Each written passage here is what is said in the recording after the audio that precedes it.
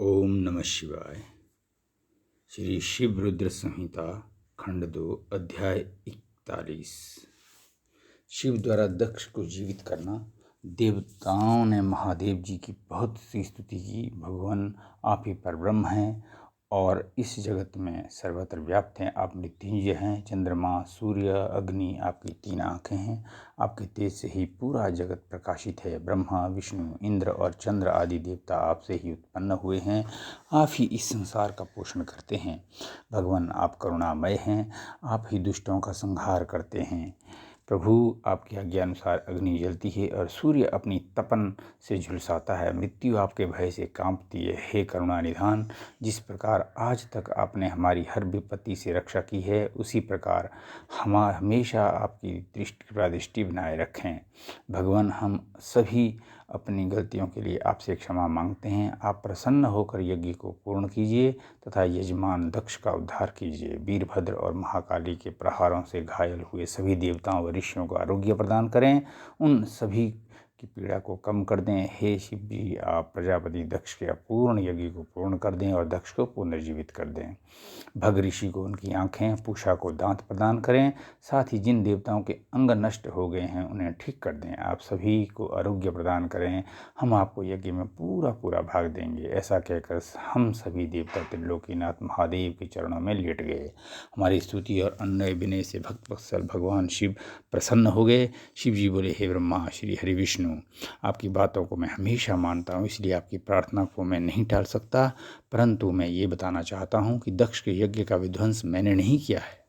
उसके यज्ञ का विध्वंस इसलिए हुआ है क्योंकि वह दूसरे का हमेशा बुरा चाहता था, उनसे द्वेष रखता था। परंतु जो मनुष्य दूसरों का बुरा चाहता है उसका ही बुरा होता है। अतः हमें कोई भी ऐसा कार्य नहीं करना चाहिए जिससे किसी को कष्ट हो। तुम्हारी प्रार्थना से मैंने तुम्हें क्षमा कर दिया है और तुम्हारी विनती मानकर मैं दक्ष को जीवित कर रहा हूँ। परंतु दक्ष का मस्तक अग्नि में जल गया है, इसलिए उनके सिर के स्थान पर बकरे का सिर जोड़ना पड़ेगा।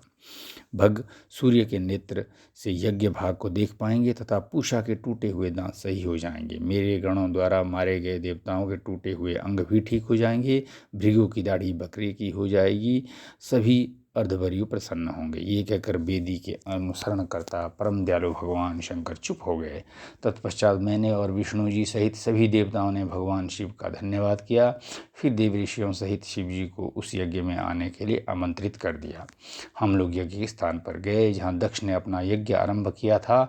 उस कनखल नामक यज्ञ क्षेत्र में शिव जी भी पधारे।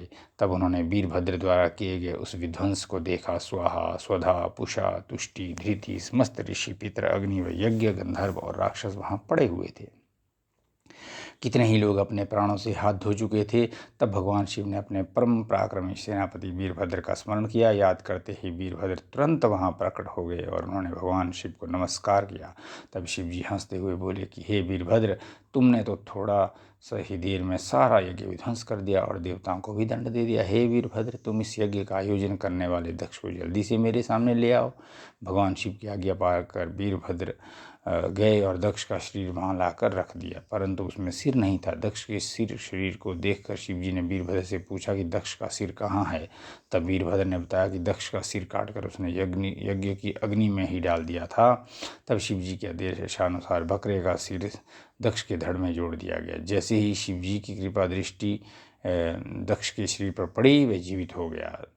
दक्ष के शरीर में प्राण आ गए और वह इस प्रकार उठ बैठा जैसे गहरी नींद से उठा। उठते ही उसने अपने सामने महादेव जी को देखा। उसने उठकर उन्हें प्रणाम किया और उनकी स्तुति करने लगा। उसके हृदय में प्रेम उमड़ाया और उसके प्रसन्नचित होते ही उसका कलुषित हृदय निर्मल हो गया। तब दक्ष को अपनी पुत्री का भी स्मरण हो आया और इस कारण दक्ष बहुत लज्जित महसूस करने लगा। तत्पश्चात अपने को संभालते हुए दक्ष ने करुणानिधान भगवान शिव से कहा, हे कल्याणमय महादेव जी, आप इस जगत के आदि और अंत हैं। आपने ही इस सृष्टि की रचना का विचार किया है। आपके द्वारा ही हर जीव की उत्पत्ति हुई है। मैंने आपके लिए अपशब्द कहे हैं और आपको यज्ञ में भाग देने से भी मना कर दिया है। मेरे बुरे वचनों से आपको बहुत चोट पहुंची है, फिर भी आप मुझ पर कृपा कर यहाँ मेरा उद्धार करने आ गए।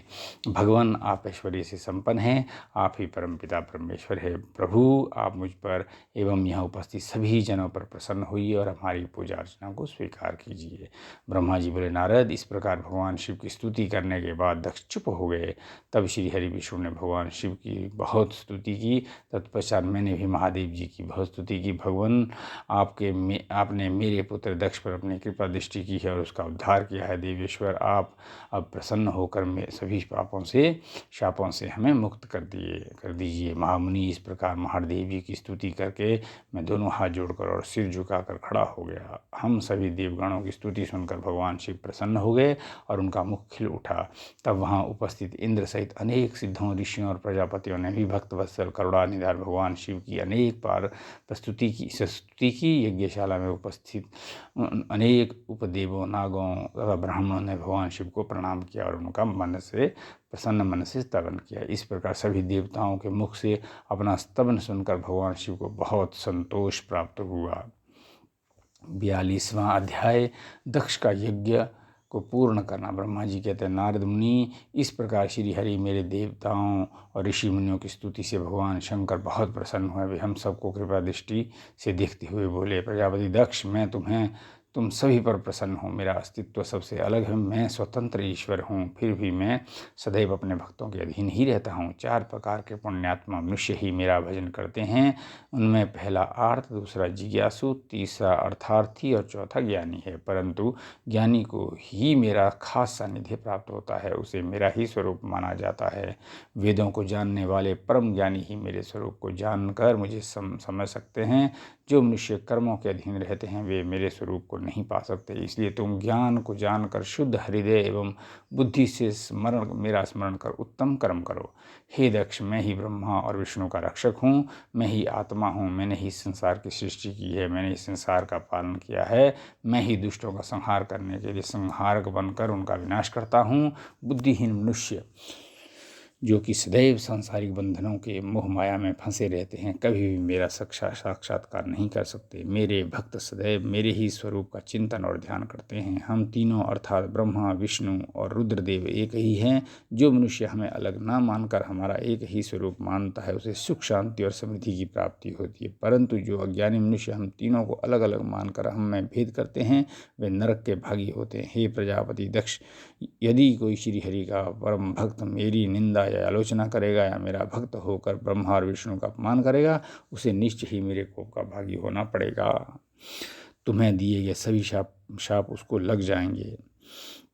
भगवान शिव के इन वचनों को सुनकर सभी देवी देवताओं, ऋषियों, मुनियों तथा श्रेष्ठ विद्वानों को हर्ष हुआ तथा दक्ष भी प्रभु की आज्ञा मानकर अपने परिवार सहित शिव जी की भक्ति में मग्न हो गए। सब देवता भी महादेव जी का ही गुणगान करने लगे।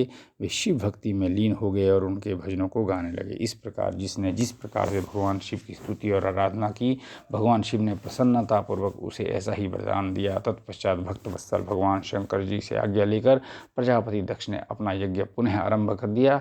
उस यज्ञ में उन्होंने सर्वप्रथम शिव जी का भाग दिया।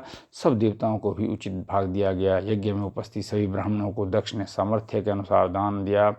महादेव जी का गुणगान करते हुए दक्ष ने यज्ञ के सभी कर्मों को भक्ति पूर्वक संपन्न किया। इस प्रकार सभी देवताओं, ऋषियों, मुनियों और ऋतुजों के सहयोग से दक्ष यज्ञ सानंद संपन्न हुआ। तत्पश्चात सभी देवताओं और ऋषि मुनियों ने महादेव जी के यश का गान किया और अपने अपने निवास की ओर चले गए। वहाँ उपस्थित अन्य देवताओं ने भी शिव जी से आज्ञा मांगकर वहाँ से प्रस्थान किया। तब मैं और विष्णु जी भी शिव वंदना करते हुए अपने अपने लोक को चले गए। दक्ष ने करुणा निधान भगवान शिव की अनेकों बार स्तुति की और शिव जी को बहुत सम्मान दिया। तब वे भी प्रसन्न होकर अपने गणों को साथ लेकर कैलाश पर्वत पर चल दिए।